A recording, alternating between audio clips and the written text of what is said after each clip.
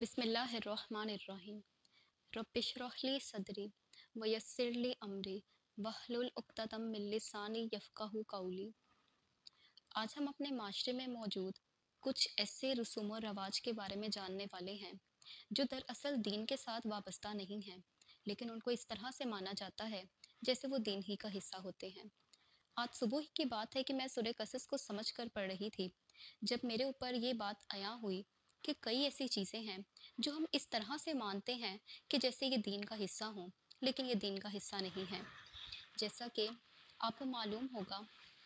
और अगर नहीं भी है तो मैं चाहूँगी कि हर इंसान कम अज़ कम सूरह कसस को आज कुरान निकाल कर तर्जुमे के साथ लाजमी पढ़े, ताकि उसको ये वाक़या पूरी तरह समझ आ सके, और अगर पूरी तरह ना भी आए तो उसको ये समझ आ जाए कि मैंने ये वाक़या पढ़ा तो कहाँ से कहाँ तक पढ़ा और मैंने किस चीज़ को वाज़े किया है।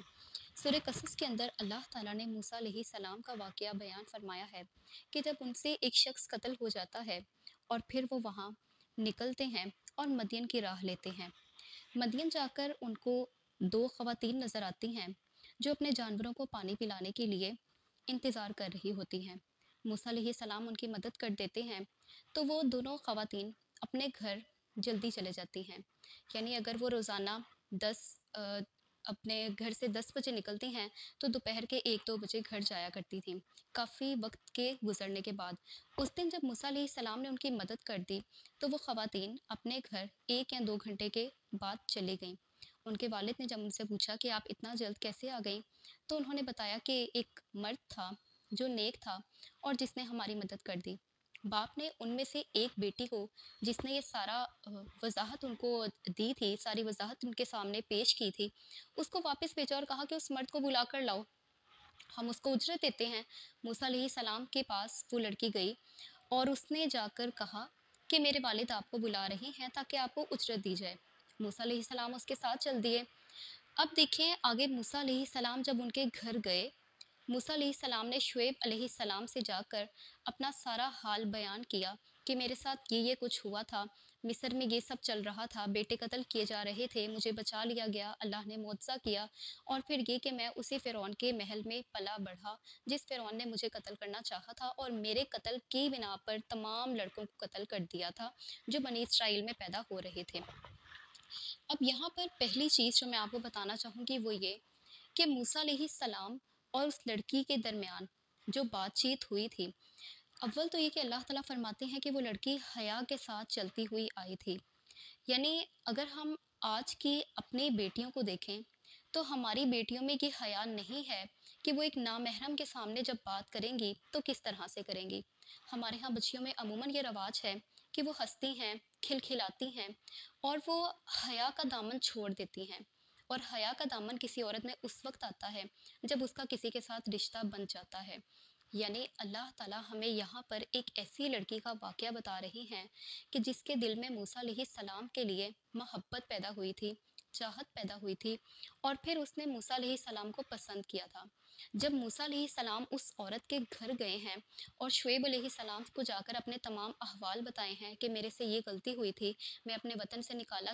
जा चुका हूँ, यानी मुझे जला वतन कर दिया गया है, और ये कि मेरे कत्ल करने के मंसूबे बनाए जा रहे हैं, और अगर मैं वापस जाता हूँ तो मुझे फ़ौरी तौर पर कत्ल कर दिया जाएगा। तो ये तमाम बातें वो दोनों बहनें बाहर सुन रही थीं।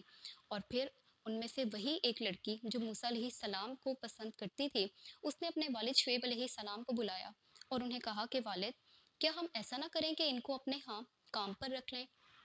हमारे यहाँ अमूमन ये चीज़ बड़ी ही बुरी ख्याल की जाती है कि एक औरत किसी को पसंद करे, लेकिन अल्लाह ताला जब कुरान में किसी वाक़े को ज़िक्र करते हैं तो अल्लाह ताला तो कहीं पर भी ये नहीं कहते कि नहीं नहीं ये तो गलत है, ख़वातीन तो पसंद कर ही नहीं सकती। अल्लाह ताला तो खुद बता रहे हैं कि बेटी बाप के सामने हया के साथ कभी भी ये नहीं कहेगी कि मुझे ये मर्द पसंद है। बेटी बाप को कोड वर्ड्स में हमेशा ये बताएगी कि इस मर्द के अंदर ये औसाफ हैं, ये खूबियाँ हैं, ताकि वालिद खुद ब खुद ये चीज़ समझ जाए। यानी पहला जो स्टीरियोटाइप कुरान यहाँ पर तोड़ रहा है वो ये कि मर्द भी अगर औरत को पसंद ना करे और औरत पहल कर दे, तब भी हम गलत नहीं कह सकते हैं कि क्यों किसी औरत ने मर्द को पसंद किया है। हज़रत खदीजा रज़ी अल्लाह तआला अन्हा थी, उनकी मिसाल हमारे सामने है, जिन्होंने हमारे नबी को निकाह का पैगाम भिजवाया था। हमारे यहाँ दीन को सिर्फ उतना ही समझने का रवाज है कि जितना किसी इंसान के अपने फ़ायदे तक महदूद है।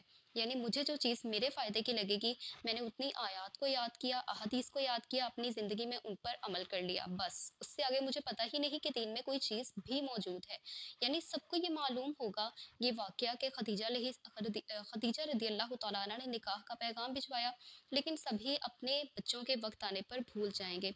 ये वाक़या अक्सर लोग पढ़ते होंगे, कुरान के हाफ़िज़ होंगे, लेकिन उनको ये नहीं मालूम होगा कि जब उन्होंने अपनी बेटी का रिश्ता करना है और अगर बेटी ने खुद पसंद का इज़हार किया है, तो यही वो लोग होंगे जो मानेंगे नहीं और अपनी बेटी को ये कहेंगे कि तुम बाहया हो, तुम तो बेहया हो, तुम घर से निकल जाओ, तुमने इज्जत पर हमारी डाका डाला है, तुम्हारे जैसी बेटी तो पैदा ही ना होती तो बेहतर होता। यानी हम वो लोग हैं जो कुरान पढ़ते तो हैं, लेकिन अल्लाह की आयत का मजाक उड़ाते हैं, किस तरह? खुद उसके ऊपर अमल ना करके।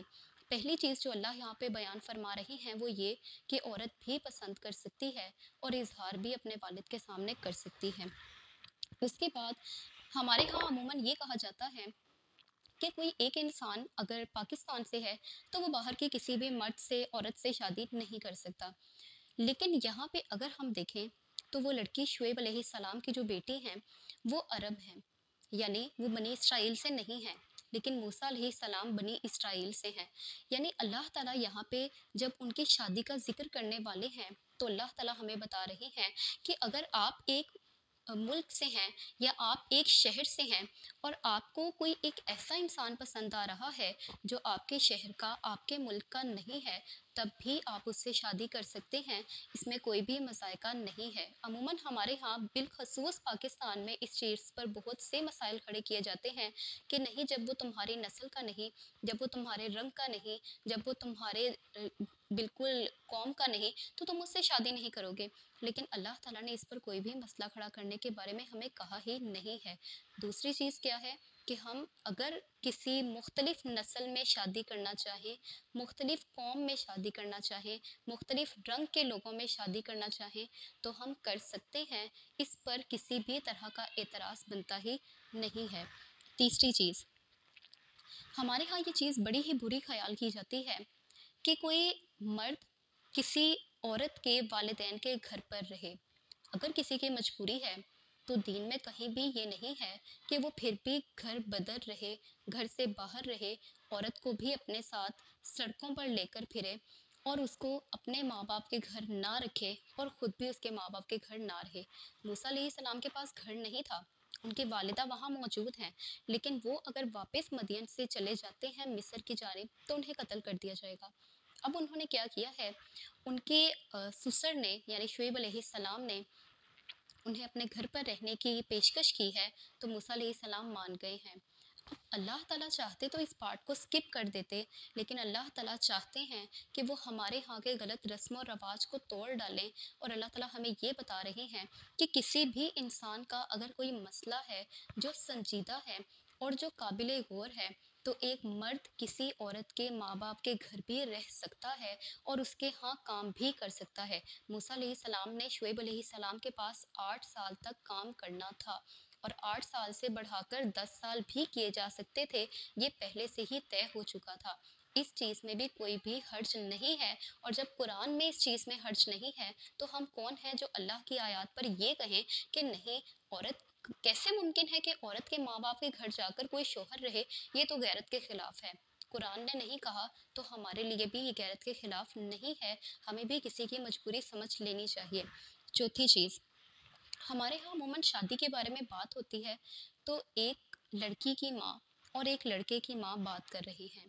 यानी एक लड़के ने इजहार किया है कि अम्मी मुझे ये पसंद है, तो माँ कहेगी नहीं, इसमें ये खामी है। हमारे यहाँ वैसे भी माँओं को ये आदत है कि वो लड़कियों के अंदर बहुत सी खामियां निकालती हैं। यानी अगर उनके अपने बेटे में 10 खामियां हैं तो फिर भी वो उन तमाम बुराइयों को भुलाएंगी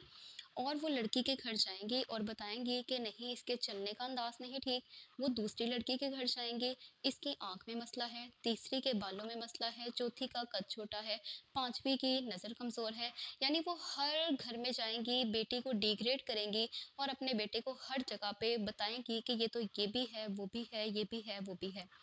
कुरान हमें ये बता रहा है कि जब बेटी की शादी होगी तो सिर्फ दो लोगों के दरमियान बातचीत होगी, और वो दोनों ही ख़वातीन नहीं हैं। बातचीत होगी शोहर और बेटी के बाप के दरमियान, इसलिए कि शादी से पहले बेटी की तमाम तर जिम्मेदारी बाप के पास थी। अब बाप वो जिम्मेदारी दे रहा है शोहर को, इसलिए शोहर ही वो इंसान है जिससे बात की जाएगी। हमारे यहाँ शादी की तमाम तर तैयारियां हो जाती हैं, शादी के तमाम तर फैसले कर लिए जाते हैं, लेकिन वो फैसले मर्द की निगरानी में नहीं होते, इसलिए कि मर्द तो उनके घर जाता ही नहीं है। हमारे यहाँ ये कहा जाता है कि नहीं, ये तो गैरत के खिलाफ है कि जब मंगनी हो गई है या बात पक्की हो गई है तो कोई भी मर्द जाकर अपने ससुराल वालों से मिले, या कोई भी लड़की जाकर अपने ससुराल वालों से मिले। हमारे यहाँ तमाम तर बातें ख़वातीन ही करती हैं, चाहे वो दादी हैं, चाहे वो नानी हैं, चाहे वो माँ हैं, या वो कोई भी और करीबी रिश्तेदार हैं, लेकिन ख़वातीन ही शादी की तमाम तर जिम्मेदारियाँ संभालती हैं। और अल्लाह ताला ने यहाँ कहीं भी किसी भी खातून का तज़किरा नहीं किया है। अल्लाह ताला कह सकते थे, मूसा अलैहिस्सलाम ने अपनी माँ को बताया कि अम्मी जान, मुझे ये औरत जो है निकाह का कह रही है, क्या मैं करूँ या ना करूँ। मूसा अलैहिस्सलाम ने ऐसा नहीं किया। अल्लाह ताला ने कहीं भी पूरी सूरह में तज़किरा नहीं किया, हालांकि उनकी माँ एक नहायत शफीक, एक इंतहाई मेहरबान खातून थी, और वो अपने बेटे के इस फैसले की कदर भी करती, और वो अपने बेटे की शादी भी करवा देती। लेकिन अल्लाह ताला ने यहाँ बताना ये चाहा है कि अगर शादी का मामला तय पाने वाला है तो दो लोग सिर्फ और सिर्फ इस मामले में बात कर सकते हैं, और वो लड़की का बाप या उसका होने वाला शोहर है। कोई भी तीसरा इंसान ये नहीं बताएगा कि लड़की ये करे वो करे। जब हम किसी तीसरे इंसान को अंदर दाखिल करते हैं तो फिर घरों में ये होता है कि नई आने वाली बेटी, जिसे हम दुल्हन कहें, उसके बारे में ये कहा जाएगा इसने खाना ऐसा नहीं बनाया, इसका उठन बैठन ऐसा है, इसको ठीक से चलना नहीं आता, इसको ठीक से पता नहीं कि घर के रस्म व रवाज क्या है। यानी उसके ऊपर फिर उंगली उठाई जाएगी। और अगर यही हम पहले शादी में बाप की बातचीत लड़के से करवा देते तो शोहर शादी के बाद अपनी औरत की निगरानी करता, और वो तमाम लोगों को बताता कि ये मेरी निगरानी में है, इसके बाप ने इसे मुझे सौंपा है, लिहाजा कोई भी इंसान इसको किसी भी बारे में बात नहीं करेगा। जैसे इसके बाप के घर में इसके ऊपर उंगली नहीं उठाई जाती थी क्योंकि उसका बाप जिंदा था, अब मैं जिंदा हूँ, कोई इसके ऊपर उंगली नहीं उठाएगा। और आखिरी चीज़ जिस पर मैं बात करूँगी वो ये कि हमारे यहाँ हक महर के बारे में पहले बात नहीं की जाती है। अमूमन ये कहा जाता है, शर्म के मारे, शर्म नहीं बेशर्मी के मारे कहूँगी, कि शादी के मौका पर हम हक महर देख लेंगे, अभी क्यों देखना है। और फिर जब शादी होती है तो लड़की के हाथ से कोई ना कोई आगे बढ़ता है, उसका भाई या उसका बाप, और वो फौरी तौर पर ये कह देते हैं कि आप इतने लाख महर लिख लें, आप इतने हज़ार लिख लें, जो मर्द देने के काबिल भी नहीं होता है, लेकिन चूंकि उन्होंने कुरान के उसूल व ज़वाबित के मुताबिक पहले से तय नहीं किया था, लिहाजा वो नुकसान उठाते हैं। और फिर ये कि हज़ारों लाखों का महर लिखवा कर औरत को अदा भी नहीं किया जाता है, जिसका अदा करना तकरीबन तकरीबन फ़र्ज़ है। यानी आप हक महर नहीं दे रहे हैं तो आप शादी का एक इंतहाई अहम रुकन छोड़ रहे हैं। आपने मेहंदी कर ली, आपने उससे पहले ब्राइडल शावर कर लिया, आपने शादी के बाद की कई रस्में कर ली जो दीन की कोई भी हैसियत दीन में रखती ही नहीं है, लेकिन दीन में जो हक महर था, जो औरत का शोहर की जानिब से पहला तोहफा था, आपने औरत को उसी से महरूम कर दिया। यहाँ पे मूसा अलैहिस्सलाम ने जब उनके घर रहना था तो औरत ने खुद बताया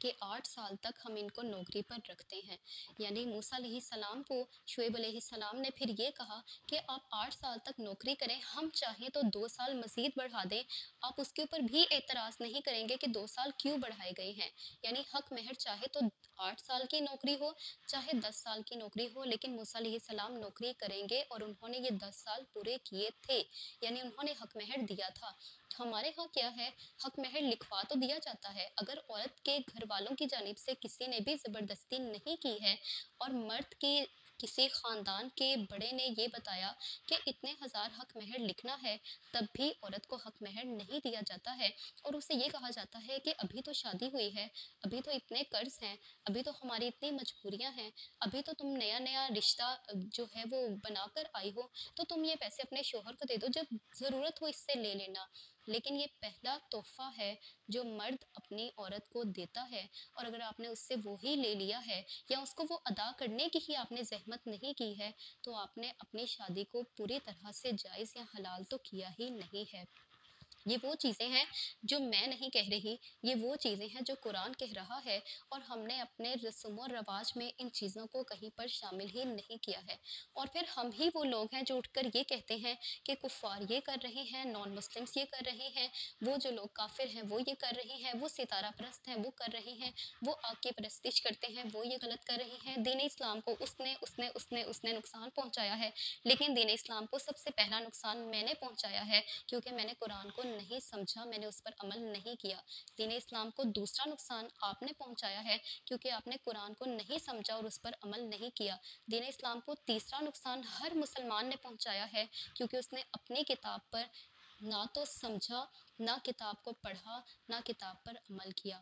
لہٰذا ہم کبھی بھی کامیاب نہیں ہو سکتے اگر ہم ان تمام اصول و ضوابط پر عمل نہ کر لیں۔ یہ صرف چند آیات ہیں جن میں یہ قصہ بیان کیا گیا ہے، جس کے اوپر تدبر کریں تو یہ قصہ اتنے اہم اسباق سکھا دیتا ہے کہ ایک انسان حلال رشتے میں بندھ جائے تو پھر اس کی زندگی سکھوں سے بھری ہوئی اور برکتوں سے بھری ہوئی ہوتی ہے۔ میری گزارش ہے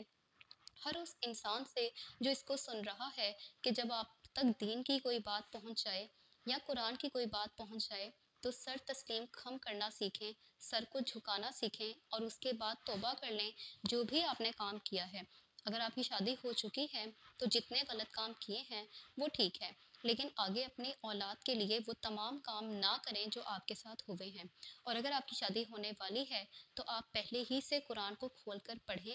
آپ دیکھیں کہ شادی ہونے کے لیے کیا کیا ضروری ہے اور کیا نہیں ضروری ہے۔ وہ تمام تر اصول جو معاشرے کے بنائے ہوئے ہیں ان کو توڑ ڈالیں، اور وہ تمام تر اصول جو اللہ تعالیٰ بیان فرما رہی ہیں ان پر عمل پیرا ہوں۔ وما علینا الا البلاغ المبین۔